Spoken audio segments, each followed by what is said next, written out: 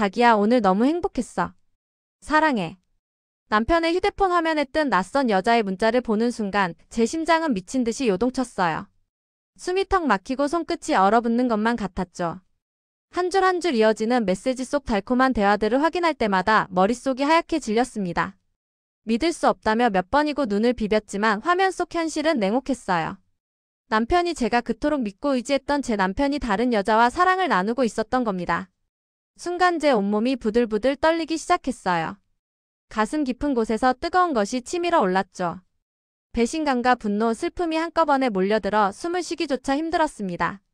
저는 거실 소파에 털썩 주저앉아 남편의 휴대폰을 부여잡은 채 한동안 멍하니 화면만 바라봤어요.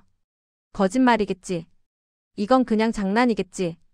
스스로 되뇌었지만 눈앞의 증거들은 너무나도 생생했죠. 남편이 그 여자와 찍은 다정한 사진들, 서로 사랑해를 주고받은 문자들. 모든 것이 명백하게 제게 말해주고 있었어요. 제 남편이 다른 여자를 사랑하고 있다고요. 얼마나 시간이 지났을까요? 귓가에는 심장 뛰는 소리만 쿵쿵 울리고 눈앞의 글자들은 흐릿하게 번져갔어요. 한동안 충격에 넋을 놓고 있던 저는 문득 안방에서 들려오는 남편의 잠꼬대 소리에 정신이 번쩍 들었습니다. 그제야 현실로 끌려온 듯 주위를 둘러보니 거실 한 구석 스탠드 조명 아래에서 제가 남편의 휴대폰을 쥔 채 주저앉아 있더군요. 한밤중이라 집안은 고요했고 남편은 아무것도 모른 채 코 골며 자고 있었어요. 갑자기 분노가 치밀었습니다. 저 사람은 지금 저렇게 태평하게 자고 있는데 나는 여기서 피가 거꾸로 솟는 듯한 고통을 느끼고 있다니. 억울하고 원통해서 눈물이 왈칵 쏟아졌어요. 제 인생의 반을 함께한 사람이 이렇게도 나를 철저히 기만했다는 사실에 머리가 핑 돌 정도였죠.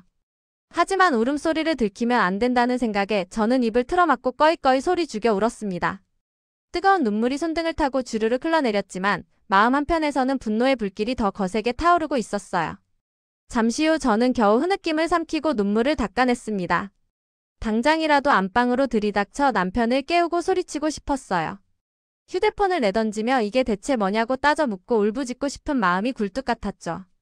그러나 동시에 또 다른 마음이 고개를 들었어요. 이렇게 당장 들이받는다고 해서 내 배신감이 씻어질까? 오히려 남편은 변명으로 일관하거나 뻔뻔하게 나올지도 모른다는 생각이 스쳤습니다. 그리고 만약 제가 지금 당장 이혼을 요구하면 그 사람들은 오히려 마음 놓고 함께 될 수도 있다는 얄미운 상상이 이어졌어요. 그렇게는 두고 볼 수 없었죠. 그래서 저는 이를 악물고 마음을 다잡았습니다.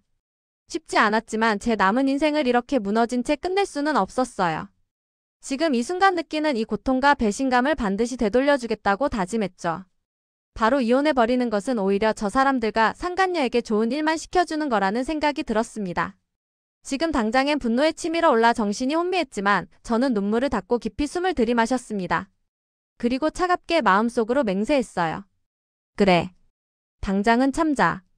대신 두고두고 후회하게 만들어주겠어. 배신의 아픔에 떨던 저는 그렇게 복수를 결심하게 되었습니다. 저는 그 자리에서 흐트러진 숨결을 가다듬고 남편의 휴대폰 속 증거들을 하나하나 제 휴대폰으로 찍어 두었어요. 떨리는 손이었지만 최대한 또렷하게 남겨두려 애썼죠. 두 사람이 주고받은 메시지와 사진들을 증거로 확보하면서 속으로 되뇌었습니다. 그래, 두고 보자. 반드시 대가를 치르게 할 거야.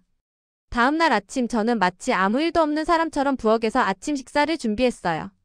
심장은 여전히 쿵쿵대고 밤새 붉게 충혈된 눈이 따가웠지만 최대한 평온한 척 가장했습니다. 남편은 침실에서 기지개를 켜며 나오더니 평소처럼 저를 안아보려고 다가왔어요. 순간 그의 품에서 어젯밤 그 여자를 향해 속삭였을 사랑한다는 말들이 떠오른 듯해 숨이 막혔지만 간신히 미소를 지어 보였습니다. 남편은 제가 자신을 밀어내기는커녕 웃어 보이자 아무 의심 없이 제 이마에 가볍게 입맞춤을 했어요. 그리고는 오늘도 다녀올게 하며 회사 갈 채비를 했죠. 제가 아무것도 모른다고 생각하는지 그는 태연하게 콧노래까지 흥얼거리며 옷매무새를 가다듬었어요. 한때 제가 다림질에 선물해준 셔츠에 코끝을 스치는 익숙한 향수 냄새. 예전엔 제가 좋아하던 그의 모습이었지만 지금은 그저 역겨울 뿐이었어요. 저는 애써 고개를 숙여 남편의 눈을 피하며 아침상을 차렸습니다. 식탁 앞에 마주 앉은 남편은 신문을 넘겨보며 평소처럼 제게 이런저런 말을 걸었지만 제 귓가에는 남편의 목소리가 먼 소음처럼 울리기만 했어요. 차마 똑바로 쳐다볼 수도 없었습니다. 어젯밤 이 사람이 다른 여자와 사랑을 속삭였다는 사실만 머릿속에 맴돌았으니까요. 그날 아침 남편은 평소처럼 출근을 했고 혼자 남은 집에서 저는 한동안 식탁에 멍하니 앉아 있었습니다. 며칠 전까지만 해도 일상적이었던 이 풍경이 이제는 너무도 낯설고 끔찍하게 느껴졌어요. 씻지도 못한 채 식탁에 앉아있다 문득 정신을 차려보니 눈물 자국이 말라붙은 밥상이 보이더군요. 하염없이 눈물이 흐르고 있었나 봅니다. 저는 서럽게 울고 싶었지만 꾹 참았어요. 이제 울기만 할 게 아니라 행동을 해야 할 때였으니까요. 생각해보면 남편은 얼마 전부터 조금씩 달라지고 있었어요. 그 당시엔 대수롭지 않게 넘겼던 일들이 머리를 스쳤죠. 몇 달 전부터 남편은 갑자기 양복을 새로 맞추고 향수를 바르기 시작했어요. 퇴근 후 회식이 잦다며 늦는 날도 늘었고요. 한 번은 주말에 친구들을 만난다며 멀리 여행을 간 적도 있었어요. 그때 저는 그래 사회생활 하다 보면 그럴 수도 있지 하고 믿어버렸죠. 30년 가까이 함께 살아오면서 단 한 번도 남편의 의리를 의심해본 적 없던 제 자신이 바보 같았습니다.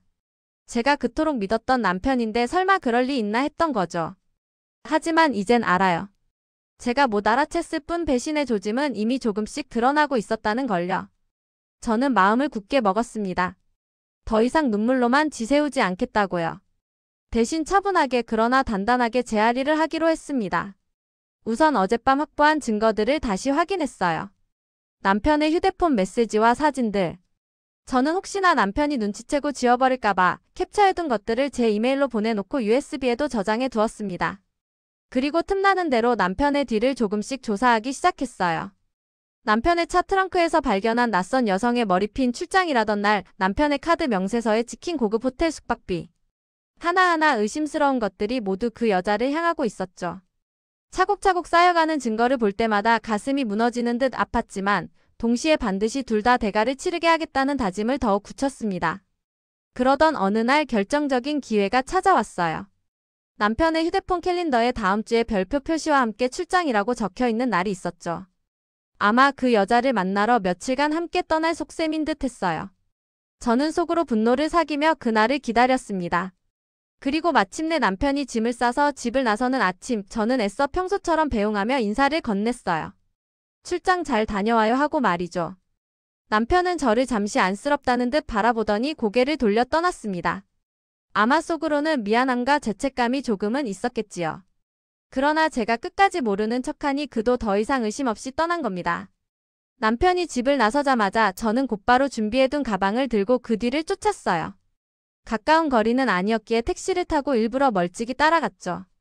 손에 땀이 배고 가슴은 폭발할 것처럼 뛰었지만 이를 악물고 참았습니다. 1시간가량 쫓아갔을까요? 남편의 차는 도심을 벗어나 한적한 교외의 작은 호숫가 펜션 쪽으로 향했습니다.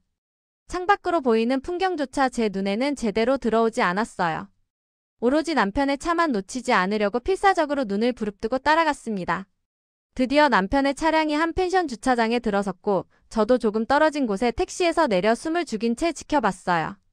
잠시 후 남편이 차에서 내리더니 조수석 문을 열었어요. 그러자 한 젊은 여자가 환한 웃음을 띤 채 그의 팔에 안기듯 내려섰습니다. 멀리서 봐도 알겠더군요. 휴대폰 사진에서 봤던 바로 그 여자였어요. 잘 차려입고 한껏 멋을 부린 모습에 남편을 향해 사랑스러운 표정으로 웃어 보이는 얼굴까지. 제 가슴이 또 한 번 철렁 내려앉았습니다. 멀찍이 숨어 지켜보는 제 손이 부들부들 떨렸어요. 남편은 주위를 두리번거리더니 그녀의 허리를 감싸 안고 다정하게 키스를 했습니다. 그 장면을 두 눈으로 직접 보자 머릿속이 하얘지고 다리가 풀릴 뻔했어요. 차가운 겨울 바람이 몰아쳤지만 제 등줄기에서는 땀이 흘렀습니다. 멀리서 망연히 그 광경을 지켜보던 저는 주먹을 꽉 쥐었습니다. 그리고 얼어붙은 손으로 휴대폰을 꺼내 두 사람의 모습을 사진으로 찍었어요. 가슴은 미친 듯이 아파왔지만 이를 악물고 최대한 침착하게 렌즈를 향했습니다. 카메라 화면 속 두 사람은 서로를 바라보며 웃고 있었어요. 제게도 한때 저런 눈빛을 보내던 남편이 이제는 다른 여자에게 그렇게 웃고 있다는 사실에 숨이 막혀왔습니다. 사진 몇 장을 간신히 찍은 저는 더 이상 그 자리에 서 있을 수 없었어요. 당장이라도 달려가 둘의 머리끄덩이를 휘어잡고 소리를 지르고 싶었지만 꾹 참았습니다. 대신 근처 나무 뒤로 몸을 숨긴 채 조용히 흐느꼈어요. 그래. 봤으니 됐어. 이 정도면 충분해. 제 자신을 타이르며 절뚝거리듯 그 자리를 빠져나왔죠. 한참을 걸어 펜션에서 멀어진 후에야 저는 목 놓아 울어버렸습니다.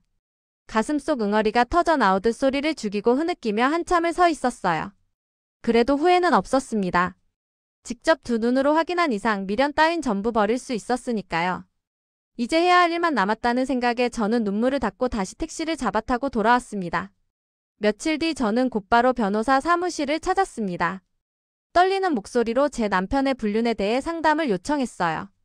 변호사님에게 모아둔 증거들을 모두 보여드리니 조용히 제 이야기를 듣던 변호사님은 고개를 끄덕였습니다. 그리고는 제게 이렇게 말했어요. 법적으로 충분히 대응하실 수 있습니다. 남편분과 이혼하시게 되면 위자료 청구가 가능하고 이혼 전이라도 남편분과 관계를 가진 상간녀에게 위자료 소송을 제기할 수 있습니다. 그 말을 듣는데 솟구치던 울음이 겨우 가라앉고 희미하게나마 한 줄기 빛이 보이는 것 같았어요. 그렇습니다. 저는 지레 포기하고 물러서는 피해자가 되지 않겠다고 결심했잖아요. 법이 제 편이 되어줄 거라는 생각에 용기가 생겼습니다. 저는 곧바로 소송을 진행해달라고 부탁했어요. 제게 남은 생애를 짓밟은 그 두 사람에게 법적으로라도 책임을 묻고 싶다고 단호하게 말했습니다. 변호사님은 제 건네준 휴지로 눈물을 닦으며 침착하게 도와주겠다고 약속해 주셨죠. 그렇게 저는 남편 몰래 상간녀를 상대로 한 위자료 청구 소송을 시작했습니다. 소장을 접수하고 상대방인 그녀의 주소지로 내용 증명을 보내는 등 절차가 진행되었죠. 가슴이 조마조마하면서도 한편으론 복수의 첫 걸음을 뗀 듯한 느낌에 마음이 서늘해졌습니다. 며칠 후 드디어 그 여자에게 소장이 전달되었나 봅니다. 어느 저녁 집에서 혼자 식사를 때우고 있는데 낯선 번호로 전화가 걸려왔어요. 직감적으로 그 여자란 걸 알 수 있었죠. 저는 심호흡을 하고 전화를 받았습니다. 예상대로 전화기 너머로 들려온 건 젊은 여자 목소리였어요. 여보세요? 제가 받자마자 그녀는 다짜고짜 화난 목소리로 퍼붓기 시작했습니다. 지금 뭐 하시는 거예요? 소송이라고요? 우린 서로 사랑해서 같이 있는 건데 부인이라고 너무 치사한 거 아니에요? 뻔뻔하기 짝이 없는 태도에 순간 피가 거꾸로 솟았습니다. 저는 이를 악문 채 최대한 냉정한 목소리로 답했어요. 당신이 누구신지 모르겠지만 법정에서 보게 되겠네요. 그러자 그 여자는 비웃듯 쏘아붙였어요. 법정? 웃기시네. 당신 남편이랑 저랑 이미 서로 없어서는 안 될 사이예요. 당신이 잡고 있어봤자 소용없다고요. 차라리 깨끗이 이혼하시고 포기하세요. 돈 욕심 때문에 이러는 거면 참 한심하시네요. 그 순간 머리가 뜨거워지며 분노가 치밀었어요. 하지만 저는 꾹 참았습니다. 이성을 잃고 욕을 퍼붓고 싶었지만 오히려 그럴수록 제게 불리해질 뿐이니까요. 저는 떨리는 목소리로 단호하게 말했습니다. 할 말 있으면 법정에서 하세요. 그리고는 전화를 뚝 끊어버렸어요. 통화가 끝난 뒤에도 한동안 손이 부들부들 떨리고 가슴이 답답했습니다. 어떻게 저렇게 뻔뻔할 수 있을까 분노에 치를 떨었죠. 하지만 오히려 잘 됐다는 생각도 들었어요. 그녀의 뻔뻔한 말을 직접 들으니 절대 가만두지 않겠다는 다짐이 더욱 굳어졌습니다. 그로부터 얼마 지나지 않아 이번엔 남편이 난리가 났습니다. 아마 그 여자를 통해 소송 얘기를 들은 모양이었어요. 어느 밤 퇴근한 남편은 평소와 달리 굳은 표정으로 거실에 서 있더군요. 저는 애써 모르는 척 퇴근했어요. 저녁 차려줄게요 하고 말했지만 남편은 식탁을 주먹으로 꽉 내리치며 소리 질렀어요. 당신 지금 무슨 짓을 한 거야? 난생 처음 보는 남편의 분노에 저도 움찔했지만 곧 냉정을 잃지 않으려 애썼습니다. 무슨 짓이냐니요? 저는 일부러 천연덕스럽게 대답했어요. 남편은 얼굴이 잔뜩 상기된 채 소리쳤습니다.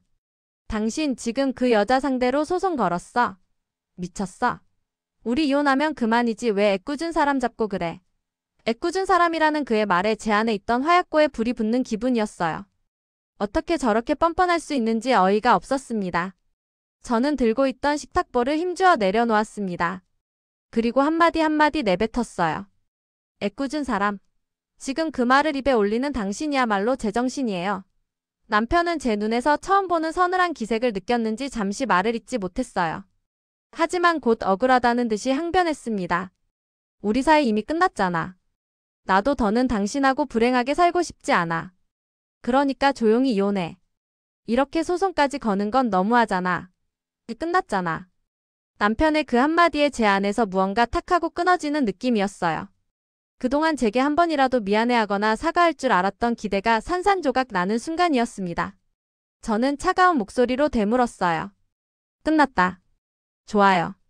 당신 말대로 우리 끝났네요. 그러니 이혼해요. 하지만 그냥 이혼은 못 해주겠어요. 당신이 한 짓에 대해서 반드시 책임을 지게 할 거예요. 남편은 제 태도가 너무나 달라진 것에 당황한 듯 보였지만 이내 화를 냈습니다. 당신 뭐가 그렇게 잘났는데? 나도 더는 참을 이유 없어. 그래, 이혼하자고. 어차피 나도 지금 집 나갈 거야. 그렇게 말하며 남편은 옷방으로 가더니 옷가지들을 막 집어넣기 시작했어요. 그 모습을 멍하니 지켜보던 저는 마침내 참아왔던 울분이 폭발하고 말았습니다.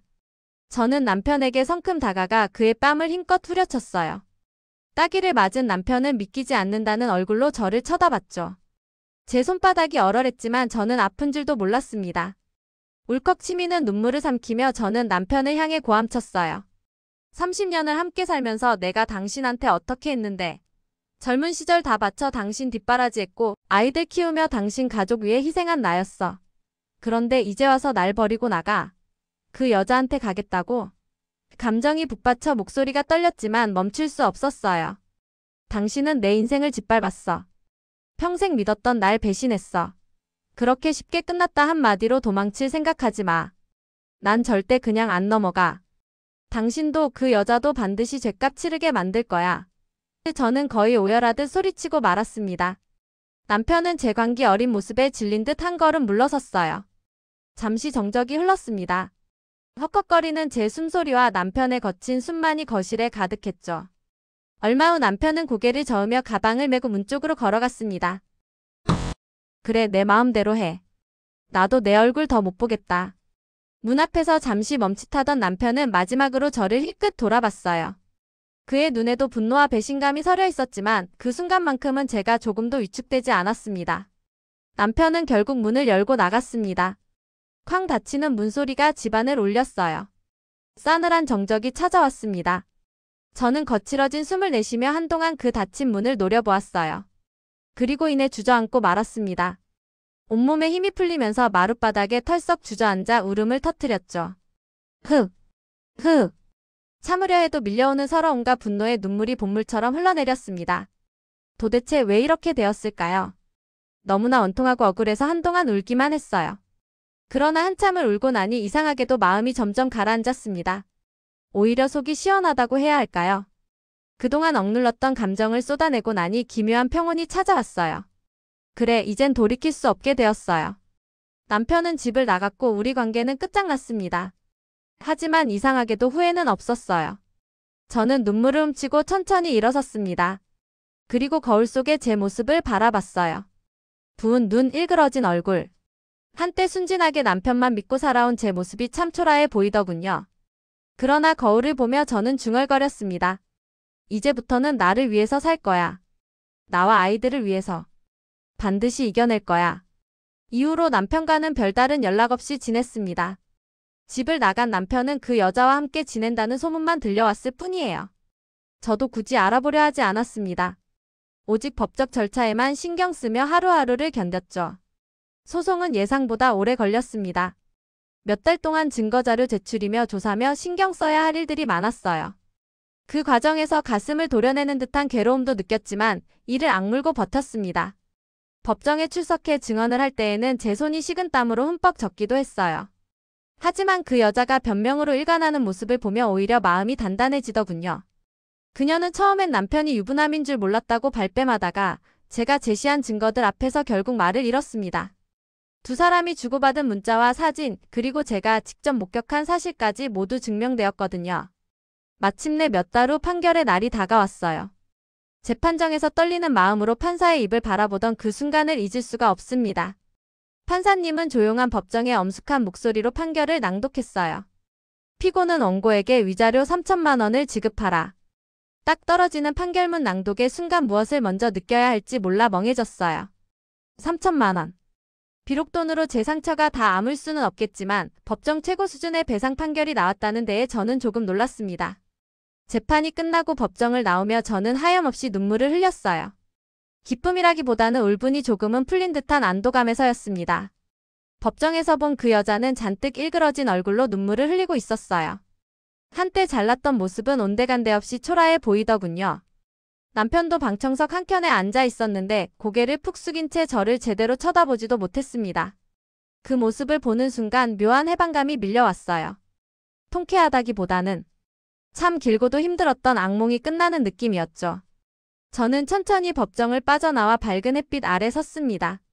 그리고 하늘을 올려다봤어요. 파란 가을 하늘이 마치 제 새로운 앞날을 응원해주는 것만 같았습니다. 이제 끝났구나. 저는 조용히 혼잣말을 하며 흐르는 눈물을 닦았습니다. 그 후 바로 남편과의 이혼 절차도 밟았습니다. 남편이 먼저 집을 나가 별거한 지 꽤 되었고 제가 명확한 증거를 쥐고 있었기에 이혼은 어렵지 않았어요. 남편 역시 더 버텨봤자 본인만 불리하다는 걸 알았는지 순순히 합의해왔습니다. 결국 저희는 이혼 서류에 도장을 찍었어요. 남편은 재산 분할과 위자료 일부를 주는데 동의했고 저는 집을 포함한 몇몇 재산을 가져오는 것으로 마무리했습니다. 도장 찍는 날 남편과 마주 앉았지만 둘 다 한마디 말도 없었어요. 남편은 초췌한 얼굴로 서류를 뒤적이다 떨리는 손으로 사인했고 저는 묵묵히 제 이름을 적었습니다. 30년 세월이 이렇게 한순간에 끝이 나는구나 싶어 가슴이 시렸지만 후회는 없었어요. 마지막으로 남편을 힐끗 보니 그도 눈시울이 붉어져 있더군요. 하지만 이제 늦었죠. 저희는 그렇게 남이 되었습니다. 이혼 소식을 이제 성인이 된 두 아이에게도 전하지 않을 수 없었어요. 아들과 딸은 처음엔 크게 충격을 받았지만 사정을 듣고는 분노했습니다. 아빠가 어떻게 그럴 수가 있어? 하며 당장이라도 찾아가 따지겠다고 할 만큼 격앙되었죠. 저는 그런 아이들을 다독이며 말렸습니다. 괜찮아. 엄마는 이제 다 정리했고 오히려 속이 시원해. 너무 걱정 말아라. 아이들은 저를 걱정했지만 저는 도리어 웃어 보이며 안심시켰어요. 사실 속은 아직도 문드러진 듯 아팠지만 아이들 앞에서만큼은 견고한 척하고 싶었습니다. 제 슬픔이 아이들에게 짐이 되게 하고 싶지 않았거든요. 다행히 아이들은 저를 이해해주고 지지해주었습니다. 그리고 시간이 지나며 조금씩 안정된 모습을 되찾아갔어요. 저도 아이들도 우리의 새로운 삶을 받아들여야 했으니까요. 이혼 절차가 모두 끝나고 홀로 된 집에 돌아온 날 밤 저는 텅 빈 거실에 우두커니 앉았습니다. 모든 것이 조용했어요. 남편의 물건이 있던 자리들은 치워졌고 그의 빈 방은 싸늘할 만큼 정리되어 있었죠. 그렇게 바라보는데 30년간의 기억들이 한꺼번에 밀려오더군요. 함께 웃던 날들, 아이들 키우며 분투하던 순간들, 사소한 다툼 끝에 화해하며 끌어안았던 시간들. 그 모든 것들이 먼지처럼 흩어지고 말았다는 사실에 한없이 허무했습니다. 저는 소파에 주저앉아 한참을 울었어요. 복수를 완수했다고 해서 마음이 홀가분한 건 아니었거든요. 법적으로든 어떻게든 책임을 묻게 했지만 제 가슴 한켠에는 씻을 수 없는 상처가 남아 있었어요. 사랑했던 사람에게 배신당한 상처, 가정을 잃은 상실감은 쉬이 사라지지 않더군요. 그날 밤 저는 모처럼 소리내어 통곡하며 울었습니다. 그동안 애써 눌러왔던 슬픔과 분노를 다 쏟아낸 것 같아요. 그러나 그렇게 바닥까지 울고 나니 오히려 담담해졌습니다. 마치 제 안에 눈물을 다 쏟고 나자 다시 일어설 힘이 조금씩 생기는 느낌이었어요. 다음날 아침 부은 눈을 얼음찜질하며 거울을 보면서 저는 스스로에게 말했습니다. 이제는 내 인생을 다시 살아봐야지. 쉰둘이라는 제 나이가 문득 실감나며 겁도 났지만 마음 한편에선 묘한 의욕이 피어오르는 것 같았어요. 더 이상 상처에만 머물러 있고 싶진 않았습니다. 남은 인생을 눈물로만 보낼 순 없으니까요. 그 사람에게 받은 상처는 분명 깊었지만 그렇다고 제 미래까지 망칠 순 없다는 생각이 들었어요. 오히려 이 기회에 제 인생을 새로 시작해보자고 마음먹었죠. 그동안 저는 오로지 남편 뒷바라지하고 아이들 키우는 데 인생을 바쳐왔어요. 전업주부로 살며 가정에 헌신한 세월이 길었죠. 그래서 한편으로 사회에 나가 뭔가를 한다는 게 두렵기도 했습니다. 남편 월급에 맞춰 아끼며 살았지만 이혼 혼자가 되니 경제적으로도 불안한 게 사실이었어요. 받은 위자료와 재산 분할로 큰 어려움은 당장 없겠지만 앞으로 살아갈 날들을 생각하면 가만히 있을 수만은 없었습니다. 저 스스로 돈을 벌고 삶의 보람을 찾아야 했어요. 무엇보다도 제가 제 힘으로 설 수 있다는 걸 증명해 보이고 싶었습니다. 남편과 그 여자에게 복수하는 길은 결국 잘 사는 것이라는 말을 어디서 들은 적이 있었거든요. 내 행복을 찾아 당당히 살아가는 모습을 보여주는 것, 그것이 진정한 승리라는 생각이 들었어요. 그래서 저는 천천히 제가 잘할 수 있는 일 그리고 하고 싶은 일이 무엇일지 고민하기 시작했어요.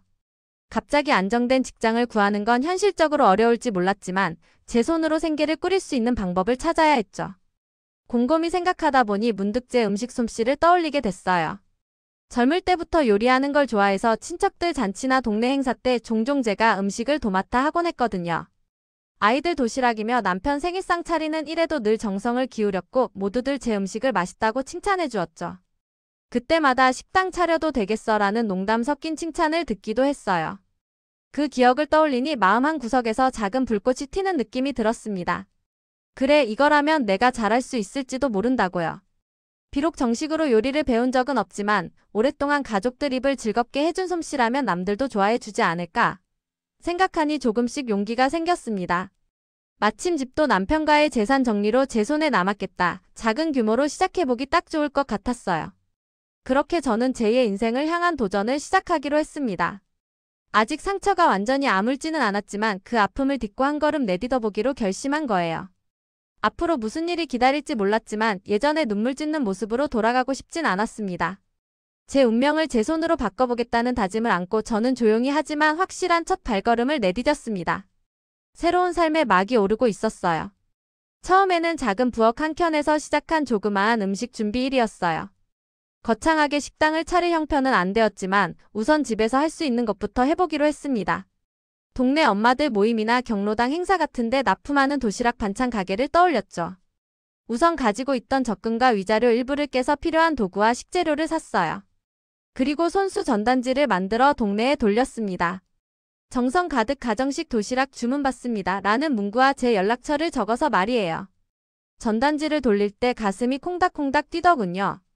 혹시 아무에게도 연락이 오지 않으면 어쩌나 내 음식을 돈 주고 사 먹으려 할까 걱정도 되었습니다.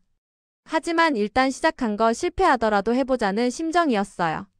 며칠 뒤 첫 주문 전화가 걸려왔을 때 얼마나 떨리고 기뻤는지 몰라요. 작은 돌잔치에 내놓을 반찬 몇 가지를 해달라는 요청이었죠. 저는 일주일간 메뉴 연구부터 재료 손질까지 온 신경을 쏟았습니다. 혹여나 맛이 없으면 어쩌나 하는 마음에 며칠간 밤잠도 설쳤어요. 드디어 납품날 저는 정성껏 만든 불고기와 잡채, 각종 나물 반찬 도시락을 들고 행사장에 갔습니다. 그리고 조용히 행사가 끝날 때까지 기다렸어요. 끝나고 주최 측 아주머니가 환하게 웃으며 제 손을 꼭 잡아주더군요. 음식 정말 맛있게 잘 먹었어요. 참석하신 분들이 다들 어디 업체 음식이냐고 묻더라고요. 그 말을 듣는데 눈물이 핑 돌 뻔했어요. 제 요리를 누군가 맛있게 먹고 행복해한다는 사실이 그렇게 뿌듯할 수가 없었습니다. 저는 연신 감사하다고 인사하며 빈 그릇들을 챙겼어요. 집으로 돌아오는 길에 차 안에서 혼자 엉엉 울었던 기억이 납니다. 기쁨과 안도 그리고 해냈다는 자부심이 뒤섞인 울음이었어요. 그렇게 제 작은 가게는 서서히 입소문을 타기 시작했습니다. 그 후로도 주문이 한둘씩 들어오기 시작했어요. 경로당 행사 도시락, 동네 친구들의 모임 음식 준비 등이 이어졌습니다. 입소문이라는 게 참 신기하더군요. 한번 주문해 주셨던 분들이 제 정성 담긴 음식을 잊지 않고 다시 찾아줬어요. 특히 아이들 돌봄 교실 선생님들 회식이나 교회 모임 같은 데서 제 음식을 자주 시켜주셨죠. 손이 점점 바빠졌지만 고된 줄은 몰랐습니다. 새벽에 시장을 보러 다니고 낮에는 재료 손질과 조리를 하고 밤에는 다음날 메뉴를 구상하며 레시피를 기록하는 날들의 반복이었어요. 몸은 고단했지만 마음만은 이상하리만치 충만했어요. 하루하루 무언가 이뤄내고 있다는 느낌이 저를 살아있게 만들었거든요. 누군가에게 필요한 무언가를 만들고 있다는 보람이 생겼다고 할까요? 예전에 저는 가족을 돌보는 것 외에는 세상과 단절되어 있었는데 이제는 제 요리를 통해 다른 사람들과 연결되고 소통하는 기쁨도 알게 되었습니다. 물론 순탄하기만 했던 건 아니에요. 어떤 날은 주물량을 잘못 계산해 재료가 부족해 진땀을 빼기도 했고 가끔은 혼자 감당하기 버거워 밤새워 음식을 만들기도 했습니다. 한 번은 급히 만든 음식이 제 맘에 들지 않아 모두 폐기 처분하고 새로 만든 적도 있었어요. 그런 날엔 지쳐서 주저앉아 울고 싶기도 했죠. 내가 이 나이에 괜한 짓을 시작했나 하며 자책한 적도 있습니다. 하지만 그럴 때마다 제 손으로 일군 이 일은 절 포기하게 내버려 두지 않았어요. 힘들게 완성한 음식을 고객에게 전해드리고 돌아오는 길에 덕분에 모임이 빛났어요 라는 감사 전화를 받을 때면 마음의 먹구름이 눈 녹듯 사라졌습니다. 오히려 다음엔 더 잘해야지 하고 일을 다지게 되더군요. 그렇게 한 고비 한 고비를 넘기다 보니 제 가게는 조금씩 자리를 잡아갔습니다. 1년쯤 지나자 더 많은 주문을 감당하기 위해 작은 가게 공간을 내야겠다고 결심했어요. 집 부엌만으론 한계가 있었거든요. 운 좋게도 집 근처에 조그만 상가 자리가 나서 바로 계약을 했습니다. 비록 오래된 상가의 작은 공간이었지만 제게는 꿈꾸던 가게였어요. 간판 이름은 아이들이 지어준 다정한 밥상으로 정했습니다. 엄마가 늘 우리에게 차려주던 다정한 밥상을 모두에게 주고 싶다는 제 뜻을 담은 이름이었어요. 가게를 열던 날 저는 콧등이 시큰할 만큼 감격스러웠습니다. 혼자 하던 일을 이렇게 제 이름을 건 공간에서 하게 되다니 믿기지 않았어요. 동네 이웃과 친구들이 찾아와 꽃다발도 건네주며 축하해줬어요. 저는 연신 감사 인사를 하며 눈물을 글썽였죠. 제 인생에 이런 날이 오리라고는 상상도 못했거든요. 가게를 연 뒤로는 일은 더욱 바빠졌지만 보람은 2배가 되었습니다. 점심시간엔 직접 만든 반찬과 도시락을 사가려는 손님들로 북적였고 주말엔 예약 주문이 밀려들었어요. 혼자서는 도저히 안 되겠다 싶어 가까운 이웃 아줌마 한 분을 직원을 모셨어요. 같이 새벽 시장도 가고 조리도 도와주시는 분이 생기니 일이 한결 수월해지더군요. 무엇보다 그분과 이런저런 이야기를 나누며 일하는 재미가 쏠쏠했어요. 어느새 저는 아침에 눈 뜨는 것이 즐거워졌습니다. 예전엔 눈물로 베개를 적시며 밤을 지새우기 일쑤였는데 이젠 내일 준비할 반찬들을 떠올리며 편안히 잠들 수 있게 됐어요. 손님들이 사장님 음식 덕분에 모임이 풍성해졌다고 칭찬해 주실 때마다 가슴이 벅차 올랐습니다. 그런 말을 들을 때면 아 정말 내가 살아있구나, 누군가에게 도움이 되고 있구나 하고 느끼게 됐거든요. 어느새 제 얼굴에도 다시 웃음기가 돌기 시작했어요. 가게에 찾아오는 단골 손님들과 담소를 나누며 까르르 웃을 때도 많아졌죠. 스스로도 놀랄 만큼 밝아진 제 모습을 발견하곤 했습니다. 거울 앞에 서서 환하게 웃고 있는 제 모습을 볼 때면 참 많은 걸 이겨냈구나 싶어 뿌듯했어요. 가끔씩 허전한 밤이면 옛날 생각에 눈물이 고일 때도 있었지만 그럴 때마다 저는 제 손으로 일군 가게와 제가 만든 따뜻한 음식들을 떠올렸습니다. 그러면 금세 마음이 진정되고 다시 미소를 찾을 수 있었어요. 어느덧 배신의 상처는 옅어지고 스스로에 대한 자부심과 새로운 삶에 대한 만족감이 그 자리를 채워갔습니다. 제 인생의 봄이 다시 찾아온 기분이었어요. 남편과 관련된 소식은 일부러 찾아보지 않았습니다. 다만 간간히 들려오는 이야기에 따르면 남편은 저와 이혼한 후 한동안 그 여자와 살다가 결국 헤어졌다고 했어요. 경제적으로도 어려움을 겪고 있다는 말을 주변을 통해 전해 들었습니다. 남의 불행을 두고 고소해야 하는 건 아니지만 그 이야기를 들었을 때 묘한 심정이 들더군요. 예전 같았으면 분노나 원망이 치밀었을 텐데 이상하게도 그때는 차분한 마음으로 참 인생사 세용지 마구나 하고 생각했습니다. 내내 화를 품고 살기엔 제 시간이 아깝기도 했고 저는 이제 제 일과 새로운 행복을 찾는 데 집중하고 있었으니까요. 언젠가 남편이 무너진다 해도 그건 제 손으로 갚은 복수라기보다 그 스스로 불러들인 업보일 테지요. 저는 그저 제 갈 길을 가기로 마음먹었습니다. 그렇게 몇 해의 시간이 흘렀습니다. 어느덧 이혼의 아픔도 옅어지고 제 가게도 동네에서 제법 이름을 알리게 되었어요. 이제는 얼굴이 환하게 펴진 제 모습을 제가 가장 잘 알고 있었죠. 가게 일로 정신없이 지내는 사이 제 나이도 어느새 신중반을 향해 가고 있었지만 마음만은 그 어느 때보다 생기 넘쳤습니다. 예전에 저를 아는 사람들마다 제게 와서 말하곤 했어요. 요즘엔 정말 행복해 보이세요. 얼굴에 빛이 나요. 그럴 때면 저는 환하게 웃으며 대답했습니다. 네, 저 요즘 아주 잘 지내고 있어요. 진심에서 우러나오는 대답이었어요. 그렇게 저는 제가 흘린 눈물의 시간을 딛고 어느새 이렇게 꿋꿋하게 서 있었던 겁니다. 쌀쌀한 늦가을의 어느 날 저녁 가게 문을 닫고 집으로 가던 길이었습니다. 잔잔한 오후 햇살이 저물고 거리에는 가로등 불빛이 하나둘 켜질 무렵이었죠. 저는 팔짱을 끼고 길을 걸으며 오늘 주문받은 음식들이 손님들께 잘 전달되었을지 생각하고 있었어요. 코끝에 스치는 찬 공기에도 마음은 뿌듯했습니다. 문득 길 건너편 인도를 바라봤는데 허름한 차림의 중년 남자가 리어카를 끌고 천천히 걷고 있었습니다. 폐지를 수거하는 듯 길가에서 종이상자를 주워 리어카에 싣고 있더군요. 워낙 흔히 보이는 광경이었지만 왜인지 눈길이 갔어요. 남자의 걸음걸이가 왠지 익숙해 보였던 걸까요? 저는 걸음을 멈추고 그를 유심히 바라봤습니다. 잿빛 니트 모자 아래로 드러난 얼굴은 수척해 보였어요. 흐릿한 가로등 불빛에 그의 옆얼굴이 언뜻 비쳤는데 순간 제 심장이 세차게 뛰기 시작했습니다. 저 사람. 설마. 믿을 수 없다는 듯 눈을 비비고 다시 보았어요. 가슴 한켠이 덜컥 내려앉는 느낌과 함께 오래전 목소리가 제 귓가에서 맴도는 것만 같았습니다. 저도 모르게 그의 이름을 불렀어요. 여보. 제 입에서 너무도 익숙한 그 호칭이 튀어나온 순간 남자의 걸음이 멈췄어요. 그는 천천히 고개를 들어 저를 바라봤습니다. 서로 눈이 마주치자 저도 그도 숨을 쉴 수 없을 만큼 얼어붙었어요. 맞았습니다. 리어카를 끌고 있던 초라한 남자는 다름 아닌 제 전 남편이었어요. 저를 알아본 남편의 눈동자가 크게 흔들리는 것이 보였습니다. 당신. 그는 놀란 듯 입술을 달싹였지만 목소리가 잘 나오지 않는 모양이었어요. 저 또한 할 말을 잊은 채 그를 바라봤습니다. 몰라보게 수척해진 얼굴, 하얗게 센 머리카락, 때가 탄 낡은 점퍼 차림. 한때 그렇게 반듯하고 자신감 넘치던 남편의 모습은 찾아볼 수가 없었습니다. 대신 온갖 고생을 다 겪은 듯한 지친 남자만이 제 앞에 서 있었어요. 순간 수많은 감정이 가슴속에서 뒤엉켰습니다. 분노, 연민, 슬픔, 그리고 묘한 허탈감까지. 눈앞에 이 남자가 정말 내가 그토록 사랑했고 또 미워했던 바로 그 사람인가? 믿기지 않았어요. 남편 또한 멍하게 굳어있다가 이내 두 눈에 눈물이 고이기 시작했습니다. 여보. 갈라지는 목소리로 저를 부르며 그는 비틀거리듯 제 앞으로 다가왔어요. 그리고는 그 자리에 털썩 주저앉고 말았습니다. 리어카 손잡이를 붙든 채 무릎을 꿇은 그의 어깨가 심하게 들썩였어요. 곧이어 흐느끼는 소리가 거리의 소음 속에서 아픈 울림으로 번졌습니다. 남편은 길바닥에 주저앉은 채 아이처럼 목 놓아 울기 시작했어요. 미안해. 흐릿하게 들리는 그의 음성이 죄책감과 후회로 범벅이 되어 제 가슴을 아리게 했습니다. 저는 그저 얼어붙은 채 남편을 내려다보고 있었어요. 얼마나 시간이 흘렀을까요? 차가운 바람이 불어왔지만 저는 움직일 수 없었습니다. 눈앞에서 오열하는 남편을 보며 지난 세월의 일들이 파노라마처럼 스쳐 지나갔어요. 저토록 오만하고 이기적이었던 사람이 지금 이렇게 한없이 무너진 모습으로 내 앞에 있구나. 세상이 참 묘하다는 생각이 들었습니다. 한때 제 눈물 따위 안중에도 없던 남편이 이제는 제 앞에서 눈물로 용서를 구하고 있어요.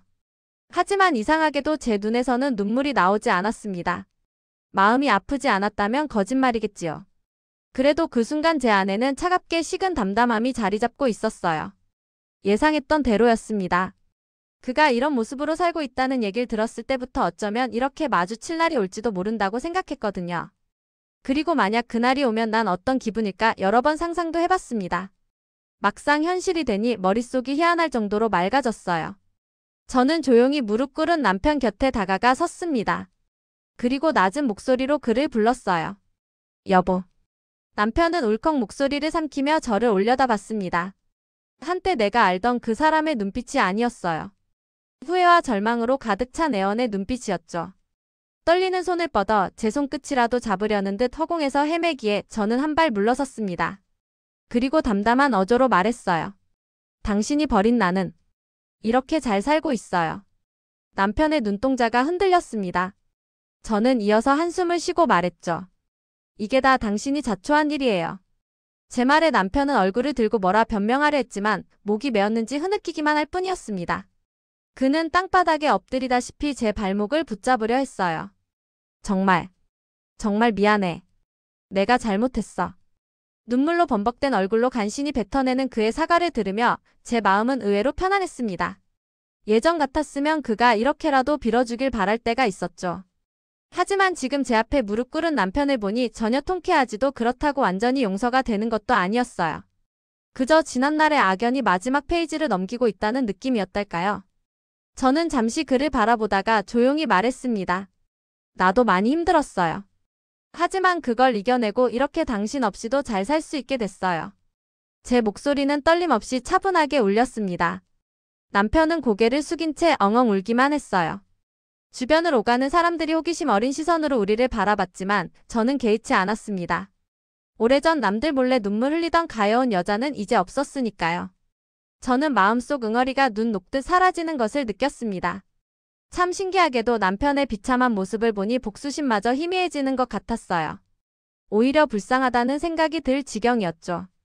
하지만 그렇다고 해서 제가 손을 내밀어 다시 일으켜줄 생각은 없었습니다. 그럴 의무도 없고 그럴 마음도 없었으니까요. 저는 지끈지끈한 머리를 식히려 고개를 들어 멀리 밤하늘을 바라봤어요. 그리고는 다시 남편에게 시선을 돌렸습니다. 그는 아직도 울먹이며 제가 해준 말을 곱씹고 있는 듯 했어요. 정말 미안해. 정말. 되뇌이는 그의 어깨가 작게 들썩였죠. 저는 마지막으로 남편을 향해 조용히 입을 열었습니다. 저는 이만 갈게요. 건강하세요. 담담한 이별의 인사를 남긴 저는 그의 옆에 떨어져 있던 리어카 손잡이를 조용히 잡아 일으켜 세워주었어요. 그리고는 남편에게서 천천히 돌아섰습니다. 남편은 흐릿한 목소리로 제 이름을 부르며 무엇인가 더 말하려 했지만 저는 더 듣지 않았어요. 그저 제 갈 길을 향해 한 걸음 한 걸음 내디뎠습니다. 등 뒤로 남편의 흐느끼는 소리가 계속 들려왔어요. 하지만 저는 한 번도 뒤돌아보지 않았습니다. 차가운 밤 공기가 제 볼을 스치고 지나갔지만 마음만은 이상하게도 시원했어요. 마치 수년간 지고 있던 무거운 짐을 내려놓은 기분이었습니다. 눈앞에는 제가 걸어가야 할 길이 뻗어 있었어요. 저는 조용히 그러나 단호하게 걸음을 옮겼습니다. 오래전 남편의 배신으로 시작되었던 제 복수의 여정은 이렇게 끝이 났습니다. 그리고 저는 마침내 과거를 뒤로하고 오로지 저를 위한 내일로 나아가고 있었습니다. 그날 밤 가로등 불빛 아래에서 멀어져가는 제 뒷모습을 바라보며 남편은 한없이 오열했지만 더 이상 그 눈물에 흔들릴 제가 아니라는 것을 저는 깊이 깨닫고 있었어요. 저는 앞으로도 꿋꿋하게 저만의 삶을 살아갈 겁니다. 그 어떤 배신과 상처도 결국엔 이겨낼 수 있다는 걸 제 자신이 증명했으니까요. 그리고 그것이 제가 찾아낸 진정한 행복이자 스스로에게 내린 최고의 복수였습니다.